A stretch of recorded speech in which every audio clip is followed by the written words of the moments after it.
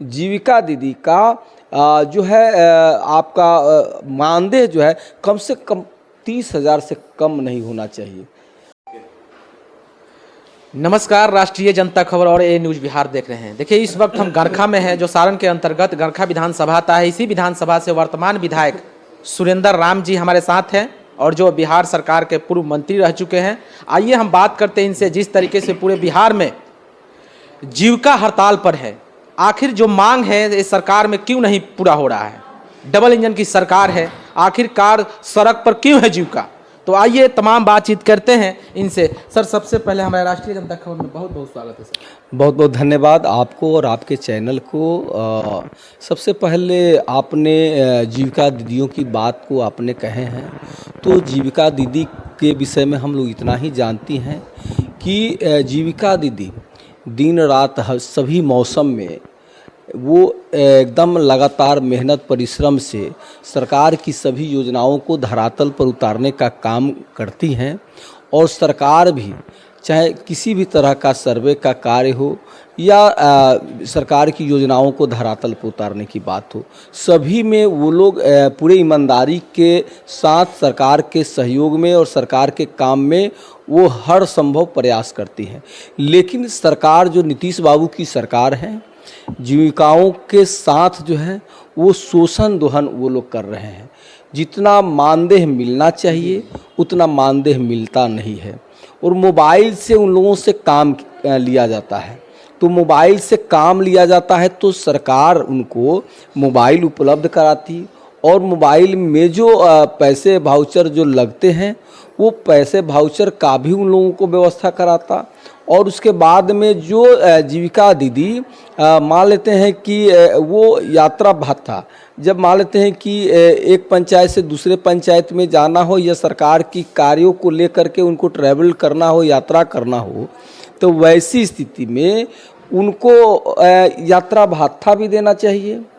और दूसरा चीज़ ये है कि बहुत सारे जीविका दीदी का जो है बैंक से लोन लेकर के कार्य कराई और कार्य में कोई घाटा हो गया या फिर उनको किसी कारण से बैंक का ऋण देने नहीं पाई, तो जीविका दीदियों को जब हम ये बोल रहे हैं कि केंद्र और राज्य की सरकार अलग अलग तरह से ऋण माफ़ी की योजनाएं चलाती है। आप देखे होंगे कि केंद्र की सरकार जब कंपनियों को लगभग 4.25 लाख करोड़ की जब माफ़ी लोग दे सकते हैं, उन्हें सहयोग राशि के रूप में मदद कर सकते हैं, तो क्या जीविका दीदी का ये छोटा सा ऋण बिहार की सरकार माफ़ नहीं कर सकती है?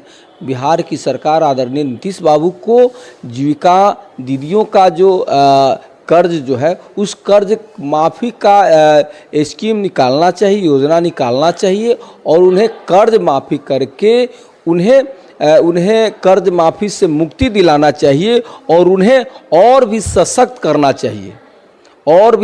करना चाहिए, प्रोत्साहन राशि भी देना चाहिए। और सरकार को चाहिए कि मानदेय जो आप मात्र 2,000 रुपया का महीना देते हैं वो 100 रुपया का भी रोज़ नहीं। आज महंगाई के युग में आप देखिएगा कि आप पैसा भर के ले जाइएगा, झोला भर जो है ना, मार्केट से राशन पताई भी नहीं आता है।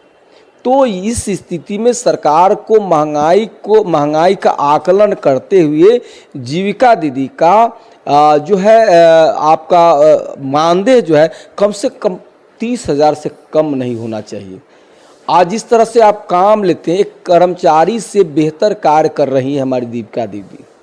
तो हम तो ये मांग करेंगे आदरणीय नीतीश बाबू से कि जीविका दीदी को आप जो है उनको वेतन मान दीजिए। वेतन मान देने के योग है जीविका दीदी। तो हम यही कहेंगे कि जीविका दीदी पर जो बिहार की सरकार जो अन्याय कर रही है, उस अन्याय को हम लोग बर्दाश्त नहीं करेंगे। जैसे सर रसोईया हो गया, जीविका हो गया, आशा हो गया, सभी जो है धरना पर हमेशा सरकार से मांग उठाते आए हैं लोग। कई धरना ऐसे लोग कर रहे हैं, फिर भी सरकार नहीं सुन पा रही है। क्या अगर सरकार आपकी आती है तो क्या इस पर सर उचित सम्मान मिलेगा उन लोगों का? देखिए, हमारे नौजवानों के नायक, गरीबों दलितों के मसीहा, बेरोजगारों के हमदर्द आदरणीय तेजस्वी बाबू शुरू से ही जितने जो है आशा दीदी, आंगनबाड़ी सेविका सहायिका, आप ममता दीदी, उसके बाद में आप देखे होंगे कि हम लोगों का जब 17 महीना का सरकार बना, उस सरकार में भी विकास मित्र का, जीविका दीदियों का, सब लोगों का मानदेय हम लोगों ने बढ़ाने का काम किए।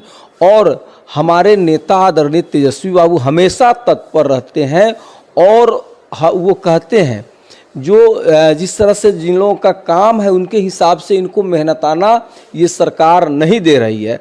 तो हम तो हमारे नेता आदरणीय तेजस्वी बाबू इस बात को बोलते हैं कि हमारी सरकार आएगी तो सम्मानजनक इन लोगों को मानदेय दिया जाएगा और इन लोगों को सम्मानजनक जो है ना, इन लोगों के साथ जो जैसे कि आपका यात्रा भत्ता हो गया और अन्य भत्ता जो एकदम अति उपयोगी है देना, वो सारे चीज़ों को हमारी सरकार आदरणीय हमारे नेता तेजस्वी बाबू बनते हैं, मुख्यमंत्री हमारी सरकार बनती है आगे, तो ये सारे इन मुद्दों पर हमारे नेता का सोच है और हमारे नेता आदरणीय तेजस्वी बाबू जरूर एकदम इंसाफ के साथ इन लोगों का जो भी होगा एकदम सेवा प्रदान सरकार करें। दावा कर दी कि हम वृद्धा पेंशन दे रहे हैं, सहायता कर रहे हैं, लेकिन अगर 400 से क्या होगा? 400 तो खनी चूना में लोग जो है खत्म कर देते हैं, तो कैसे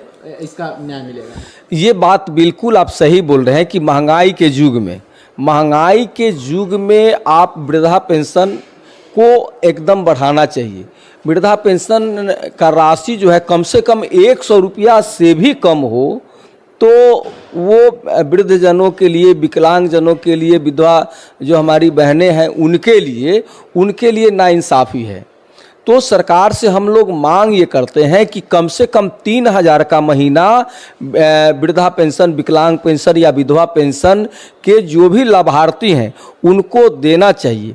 और हम तो यही हमारे नेता आदरणीय तेजस्वी बाबू विशेष रूप से जो भी विधवा, विकलांग और वृद्धजन का पेंशन है उस पर हम लोग हमारी सरकार यदि बनती है तो सम्मानजनक जो स्थिति में इन लोगों का पेंशन की राशि भी बढ़ाया जाएगा। जी, बहुत बहुत धन्यवाद सर बात करने के लिए। चलिए, बहुत बहुत धन्यवाद आपका और आपके चैनल को भी।